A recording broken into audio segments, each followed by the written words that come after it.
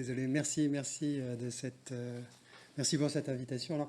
Alors, j'aurais pu résumer mon topo en une phrase que j'ai affichée là-haut, c'est maintenant, aujourd'hui, c'est never ever give up.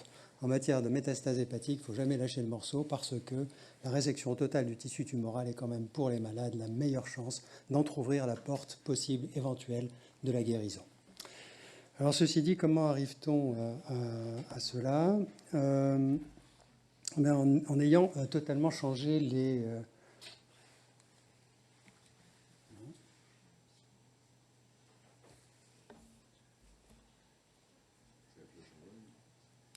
Alors, sur le côté... Est-ce que c'est ça? Non? Comment on fait changer les... Jusqu'à présent, ça marchait, pourtant. Ouais, c'est parce que c'est pas... Attends, il arrive, le gars, pour nous aider. On est chirurgien, mais pas informaticien, en fait.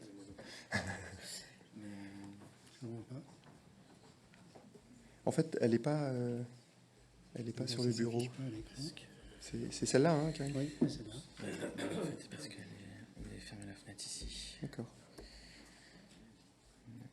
Alors, c'est très étrange. Vous avez fait disparaître le bureau, je ne sais pas comment vous avez fait. Oui,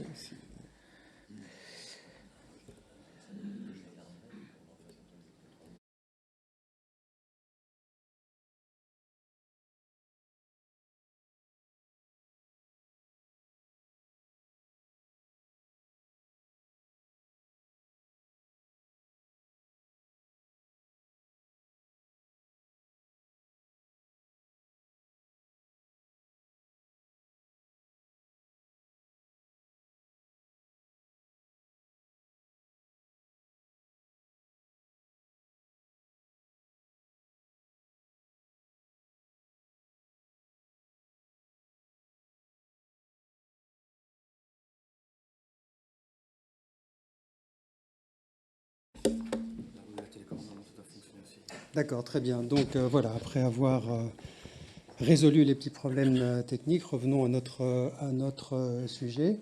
Donc je disais que pour ce qui concerne les métastases hépatiques, les mentalités avaient un petit peu changé. On est vraiment, non pas jusqu'au boutiste, c'est un mauvais terme, mais on va vraiment jusqu'au bout des choses pour essayer d'arriver à l'objectif ultime, enlever la totalité du tissu tumoral hépatique lorsqu'il s'agit de métastases hépatiques, d'un cancer du côlon ou du rectum.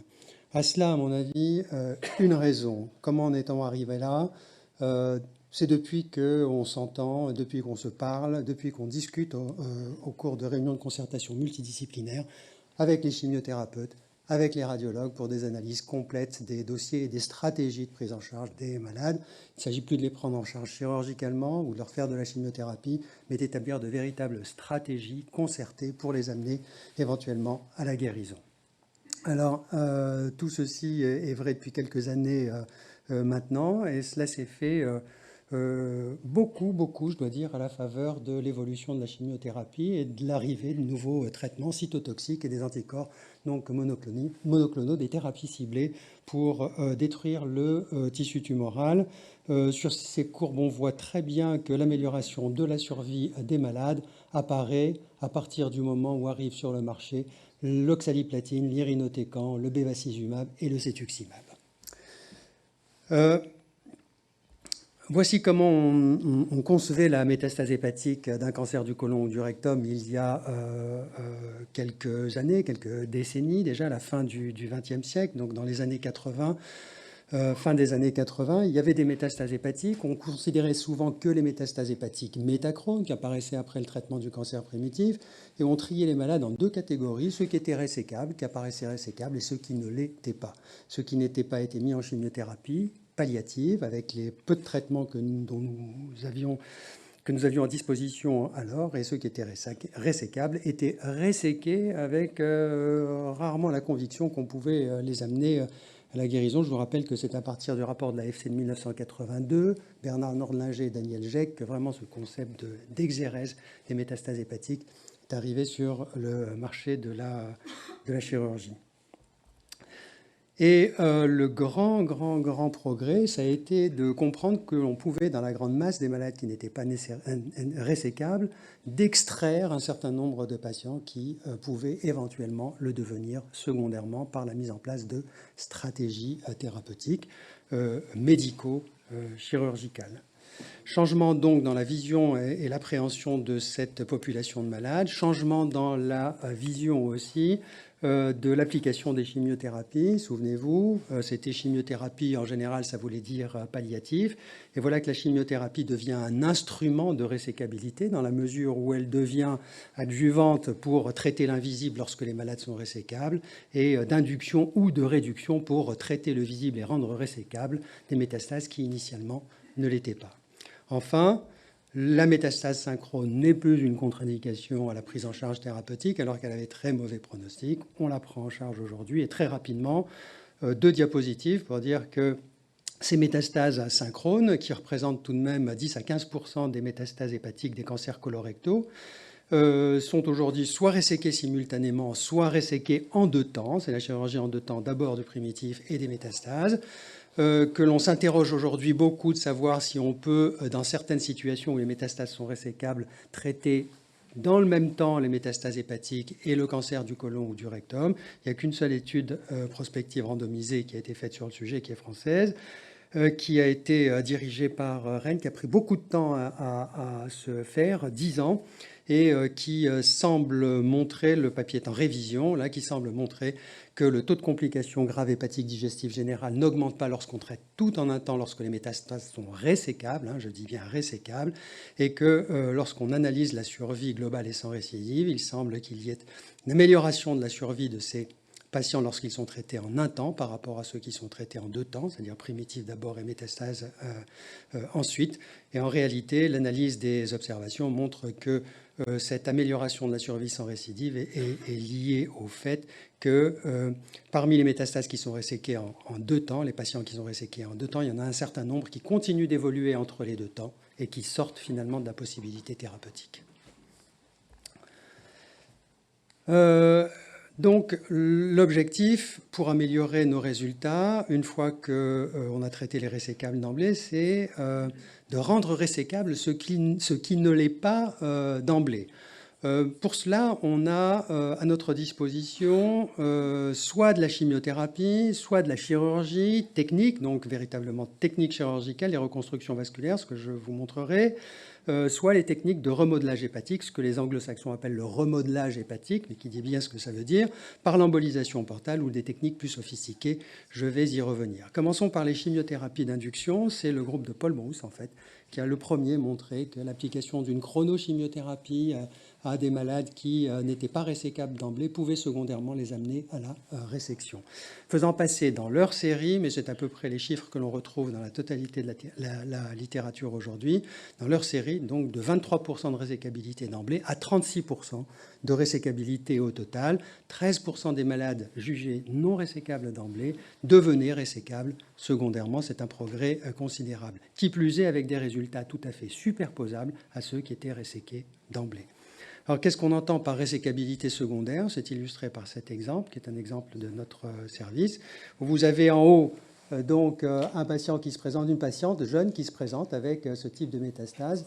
Il y a quelques années, on aurait estimé que ces malades n'étaient pas du tout gérables. Mais avec une chimiothérapie correctement appliquée, on arrive donc à une réduction du volume tumoral tout à fait considérable qui permet d'envisager des métastasectomies multiples et amener donc cette patiente, dans le cas présent, à une exérèse complète du tissu métastatique, ce qui lui a permis d'avoir 5 années supplémentaires de survie.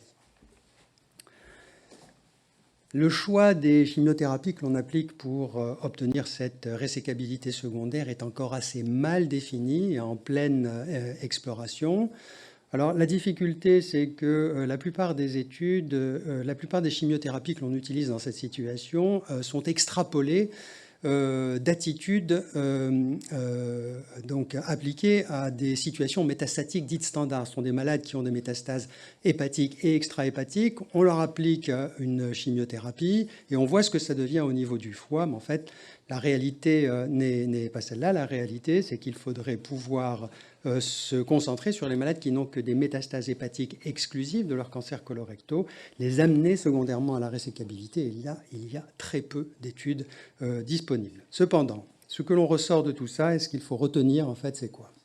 C'est que si l'on considère les deux drogues cytotoxiques dont on dispose, le Folfox, l'irinotecan, et les deux principaux anticorps monoclonaux, les anti-VEGF et anti-EGFR, ce que l'on sait aujourd'hui, c'est que l'association du l'oxaliplatine et de l'irinotecan, ça fait mieux que l'irinotecan tout seul ou que l'oxaliplatine tout seul.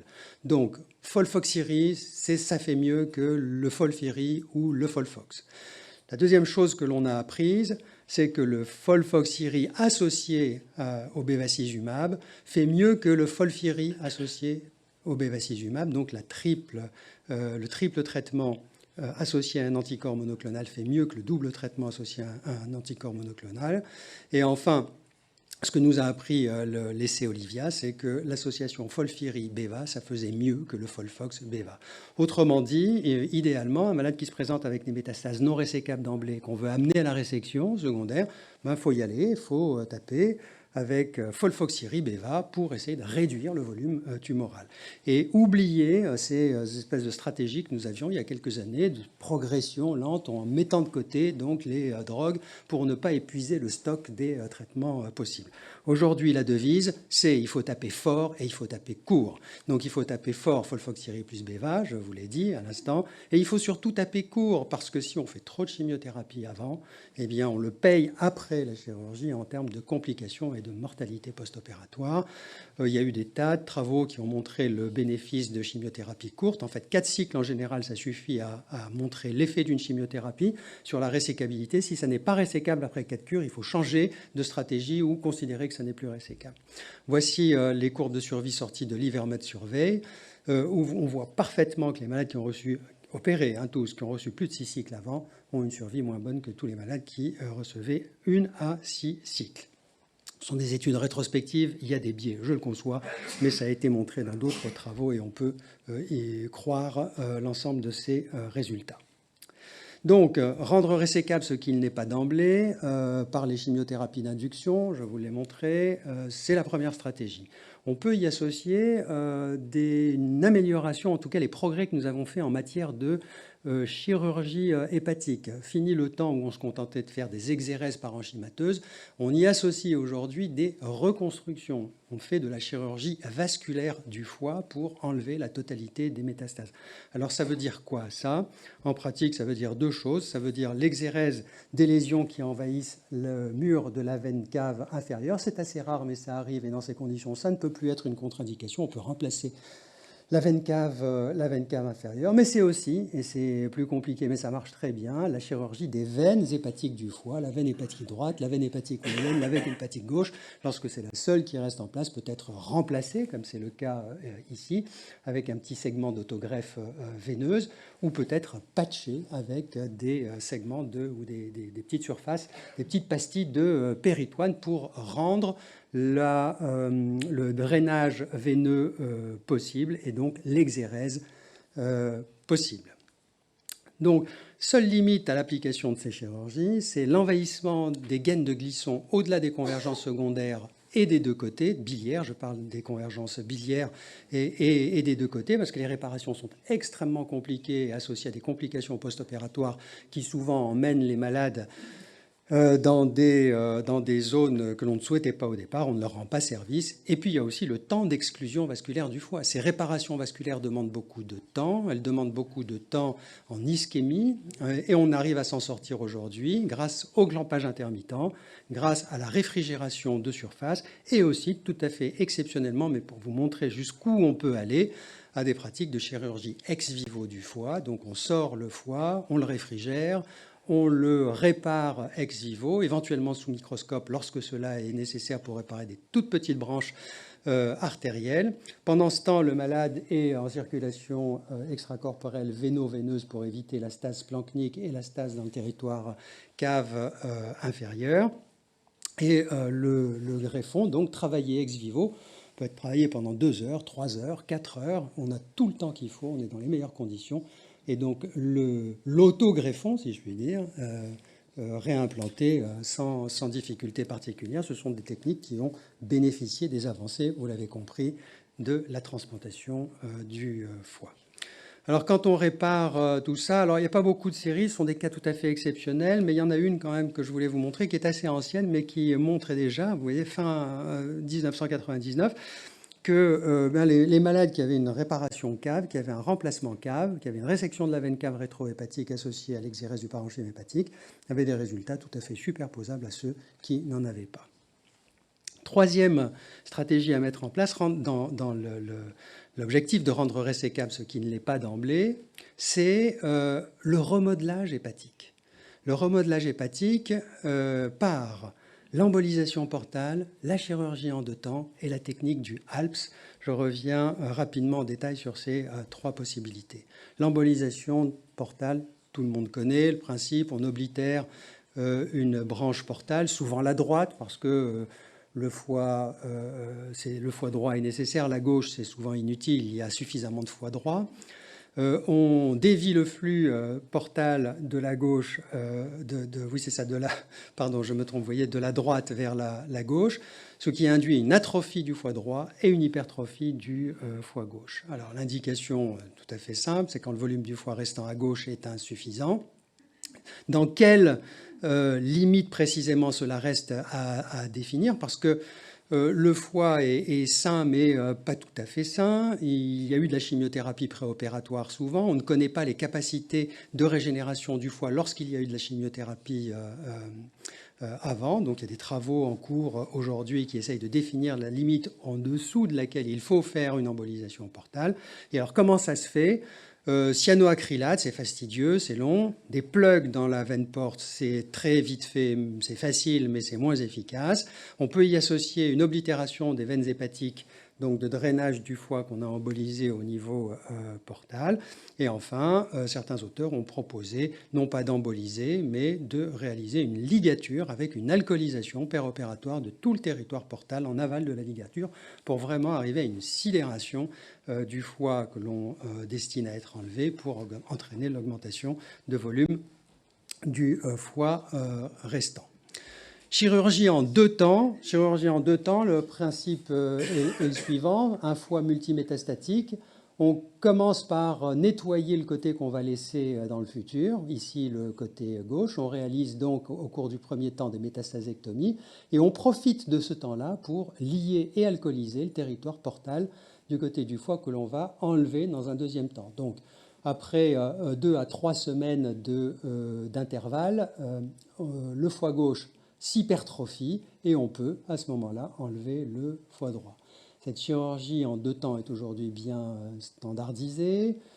C'est utilisé de manière courante en pratique clinique et ça donne des résultats tout à fait efficaces.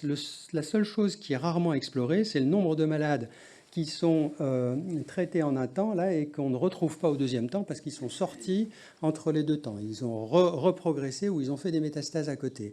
Donc il y a ce travail tout de même qui arrive à quantifier le nombre de drop-out, c'est comme ça qu'on les appelle. Donc une série relativement importante, 15% des malades, 125, ça commence à faire du chiffre, qui vont bénéficier d'un 2 temps, en tout cas chez lesquels le 2 temps est envisagé et chez qui le premier temps est réalisé. Vous voyez tout de même qu'il y a 35% de malades qui vont sortir de la stratégie de résection complète du tissu tumoral entre le premier temps et le deuxième temps. Cette sortie étant liée soit à la progression de la maladie, hépatique ou extra-hépatique, ou alors au fait que le volume du foie restant reste désespérément petit, ne permettant pas d'envisager la réalisation du deuxième temps. Alors comme le foie reste petit, on s'est longtemps dit qu'est-ce qu'on peut faire pour pousser encore un peu la croissance de ce foie restant ? Qu'est-ce qu'on sait faire d'autre que pousser la croissance du foie restant? Alors, il y en a qui embolisent la veine sushépatique du foie que l'on destine à être enlevé. Mais Entre-temps, il y a eu cette technique qui a été décrite, 2 temps combinés au split in situ. C'est ce qu'on appelle la technique du ALPS pour Associating Liver Partition with Portal Vein Ligation for Staged Hepatectomy. Vous voyez qu'il faut vraiment le trouver. ALPS, comme c'est autrichien, donc on comprend. Donc ça consiste en quoi? Ça consiste à faire commencer par vouloir faire du 2 temps, mais plutôt que de se contenter de nettoyer le foie gauche et de se contenter de lier la branche portale droite pour entraîner l'hypertrophie secondaire du foie gauche, les auteurs proposent d'ouvrir le parenchyme hépatique, donc de réaliser déjà la parenchymotomie du 2e temps. Pour des raisons qu'on explique mal aujourd'hui, qu'on ne connaît pas bien aujourd'hui, la physiopathologie de cette hypertrophie est mal connue, on assiste à une croissance extrêmement rapide et importante du foie restant, comme s'il y avait des signaux qui passaient de ce foie-là totalement séparé de celui-ci et qui lui disaient, ben voilà, ça y est, moi je suis détaché, j'ai largué les amas, il va falloir que tu te débrouilles tout seul, donc il faut grossir considérablement. Cette technique, je ne vous le cache pas, est associée à une morbidité relativement importante. C'est la technique qu'on utilise lorsque vraiment on ne sait plus quoi faire pour arriver à cet objectif essentiel qui est l'ablation de la totalité du tissu tumoral. Alors pour finir, je vous montre un exemple qui illustre bien toutes ces techniques. Regardez ce cas, une femme, elle a une métastase hépatique synchrone d'un cancer du rectum, on lui enlève son rectum et puis on considère qu'elle n'est pas trop opérable, donc on la met en chimiothérapie à visée palliative. Il se trouve que ces métastases sont parfaitement stables. Il y en a beaucoup. Il y en a dans tous les segments supérieurs du foie. Il y en a aussi dans les segments inférieurs du foie. Il y a peut-être ici le segment 4 antérieur qui n'est pas métastatique. Le 5-8, le 6-7 sont métastatiques. Et lorsqu'on fait des coupes plus bas situées, vous voyez, il y a aussi des métastases dans le segment 5, dans le segment 6. Donc, si je devais résumer les choses, et on aime bien faire des dessins aujourd'hui parce que ça permet de bien visualiser les choses. Voilà, quand on voit nos malades, on fait des dessins. On n'affiche plus les radios en salle d'op, on affiche le dessin pour pouvoir opérer. Regardez, il y a des métastases partout, il y a des métastases dans tous les segments. Alors, ce qui est important, c'est que celle-là reste à distance de la veine porte gauche, et ça, il faut bien l'observer. Celle-ci reste à distance de la veine hépatique moyenne. Celle-ci mange la veine hépatique gauche, et celle-là laisse libre la veine hépatique droite, mais sont très au contact et envahissent les éléments glissoniens droits. Donc, on a réfléchi un peu et proposé de faire une chirurgie en 2 temps, en enlevant cette métastase, en enlevant le lobe gauche et en amenant une croissance progressive, le segment 4, jusqu'à ce qu'il puisse assurer une fonction hépatique correcte. Alors, premier temps de la chirurgie, c'est ça. Vous voyez, on laisse la branche porte gauche, on enlève cette métastase dans le segment 4, on laisse les métastases ici en place, et puis on y associe la technique du ALPS, c'est-à-dire qu'on fait la parenchymotomie ici, dans la scissure porte principale, en restant à droite évidemment de la veine hépatique moyenne, et en liant la branche portale droite, et en se disant que le foie gauche stimulé va certainement pousser. C'est en fait ce qui va se passer. Vous voyez ici une vue post-opératoire avec la parenchymotomie, la branche portale gauche, ici, qui alimente ce segment 4 isolé, qui est correctement drainé. On ne le voit pas ici, mais on peut l'imaginer. Puis on va amener, avec le temps, il va falloir quand même 3 mois, pour amener à une augmentation du volume du segment 4, qui est là, avec les volumétries. Et c'est là l'apport de la radiologie. Il nous calcule des volumes avec beaucoup de précision. Et on se rend compte que finalement, le foie total, le foie résiduel divisé par le foie total, c'est 29%. Alors, ce n'est pas idéal, mais ce foie n'a plus de chimiothérapie depuis 4 ou 5 mois. Et on considère que ça peut suffire pour réaliser l'exérèse. Et ce qu'on va faire, donc, dans un 2e temps, on lui fait une hépatectomie droite pour ne laisser en place donc, que le segment 4, avec sa veine de drainage ici et sa voie afférente de vascularisation. Recule 8 mois sans récidive. Voilà. Pour résumer, la chirurgie reste le standard qui ouvre la porte de la guérison, on est d'accord. Si les métastases ne sont pas résécables, avis du chirurgien hépatique, il faut un avis du chirurgien hépatique. On ne décide pas dans son coin que ce n'est pas résécable. Il faut en parler, et il faut en parler pas au chirurgien hépatique, il faut en parler à la concertation médico-chirurgicale pour pouvoir envisager des stratégies. On peut tout envisager. Alors, il y a une chose dont je ne vous ai pas parlé, c'est de la transplantation hépatique, et ce sera ma dernière diapositive. La transplantation hépatique a été proposée à certains malades qui avaient une maladie hépatique localisée, stabilisée, irrésécable chez des gens jeunes. Elle a été proposée essentiellement chez les Norvégiens d'abord, parce que figurez-vous qu'en Norvège, il y a plus de donneurs de foie que de receveurs du foie. Toute la population dit « moi je donne », mais il n'y a pas beaucoup d'indications de transplantation hépatique. Il y a donc des greffons disponibles et ils ont proposé de traiter les métastases hépatiques. Je vous montre les courbes de survie qui ont été rapportées dès 2013. Elles montrent quoi, ces courbes de survie? Elles vont montrer que la survie à 5 ans de ces malades globale est assez bonne. Elle est assez bonne, donc on est aux alentours de 60%. Par contre, la survie sans récidive, elle s'effondre et au bout de 2 ans, ils ont tous récidivé. Croissance, soit au niveau hépatique, au niveau du greffon, et on se demande pourquoi le foie, il y a des récepteurs, il y a des choses, ou alors au niveau du poumon. Donc la survie globale est bonne, mais la survie sans récidive n'est pas très bonne. On tente d'appliquer ces techniques en France. On se heurte à un obstacle, c'est la disponibilité des greffons. Vous avez bien compris, il n'y a pas de greffon pour tout le monde. Et pourquoi est-ce qu'on donnerait un greffon à des métastases hépatiques alors qu'il y a des cholangites sclérosantes de l'autre côté qui attendent depuis 1 an ou 2 ans et qui pourraient être guéris, complètement guéris?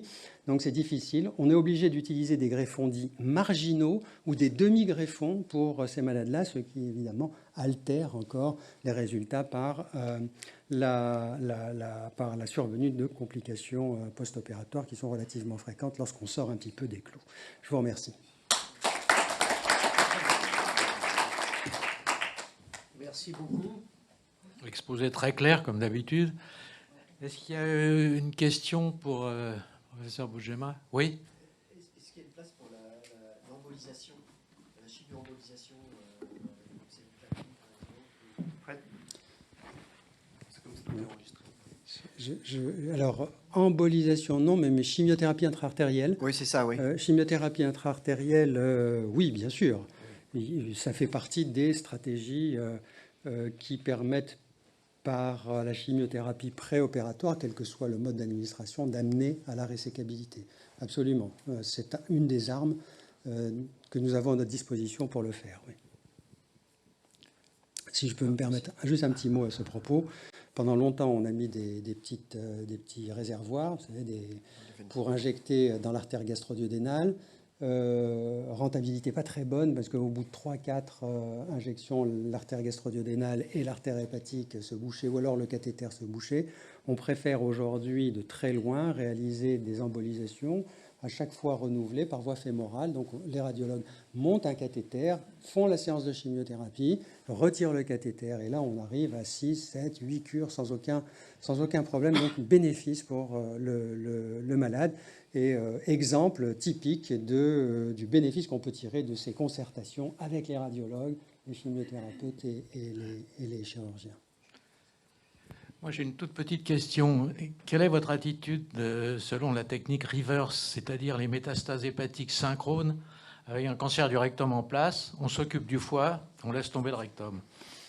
Rien aujourd'hui n'est inscrit dans le marbre. C'est une des techniques qu'on peut utiliser. Lorsqu'on n'a pas la certitude qu'on pourra enlever les métastases hépatiques, on se dit, bon, je vais d'abord commencer par le foie, et puis si j'y arrive pas au niveau du foie, on sera en situation palliative et je n'envisage pas de programme chirurgical complexe. C'est un petit peu ça la philosophie du reverse stratégie. On commence par le foie et si on n'y arrive pas, comme ce sont des malades qui meurent de leur métastase en général, si on n'y arrive pas, on ne traite pas le primitif, parce que sur le primitif, avec la radiothérapie et la chimiothérapie, on arrive à faire des choses tout à fait extraordinaires. Alors c'est possible, c'est possible. Il n'y a rien qui prouve que ce soit mieux que le primitif d'abord et les métastases ensuite, et on peut imaginer tous les arguments, encore très théoriques, pour aller en faveur de l'une ou de l'autre de ces deux stratégies. Merci beaucoup.